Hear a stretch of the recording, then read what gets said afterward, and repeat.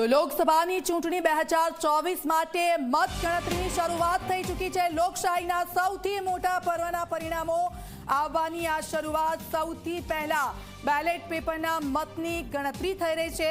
ગુજરાતની 25 લોકસભા બેઠક અને 5 વિધાનસભાની પેટા ચૂંટણી માટે મતગણતરીની શરૂઆત। લોકસભા ચૂંટણીના પરિણામોની પળે પળની અપડેટ Zee24 કલાક પર સૌથી ઝડપી અને સૌથી સચોટ પરિણામ Zee24 કલાક પર અમે આપને આપી રહ્યા છે।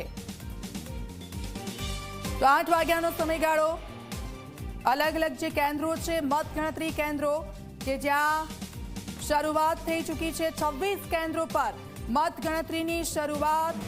ગુજરાતમાં ભાજપની હેટ્રિક કે પછી કોંગ્રેસનું ખાતું ખુલશે? ભારતીય જનતા પાર્ટી આ વખતે કોઈ રેકોર્ડ તોડશે કે પછી કોંગ્રેસ માટે આશાની કિરણરૂપ આ 2024ની લોકસભાની ચૂંટણી સાબિત થશે? તેના માટે પરિણામ ખૂબ જ જરૂરી છે અને તેની શરૂઆત થઈ ચૂકી છે। Zee24 કલાક આપને સતત અપડેટ્સ અલગ અલગ કેન્દ્રો પરથી આપી રહ્યા છે।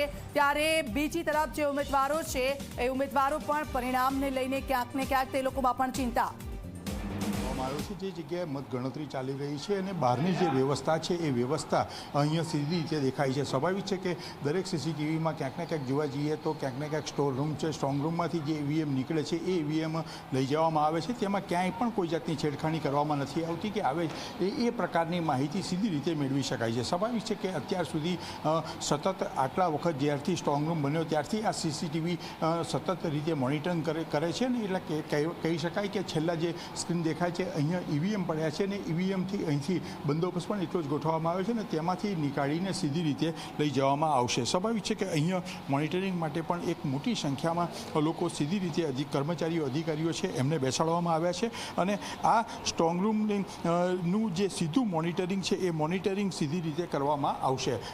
જે પ્રકારે આવી રહ્યું છે એ પ્રકારે એવું ચોક્કસ કહી શકાય કે આ વખતે પ્રથમ વખત ચૂંટણી પંચ દ્વારા દરેક જગ્યાએ આ પ્રકારની એક વ્યવસ્થા કરવામાં આવી છે અને જેને લોકસભા સામાન્ય ચૂંટણી સીસીટીવી ચ્યુઇંગમ રૂમ તરીકે પણ પ્રસ્થાપિત કરવામાં આવ્યું છે। એટલે સ્વાભાવિક છે કે આ વખતે ક્યાંય પણ કોઈ પણ જાતની નાની સરખી પણ ગેરરીતિ ન થાય એને ધ્યાનમાં રાખવા સીસીટીવી સર્વેલન્સ પણ એક ખાસ ઊભું કરવામાં આવ્યું છે। કેમેરામેન રમેશ ટુડિયા સાથે હિતલ પારેખ, જી મીડિયા, ગાંધીનગર।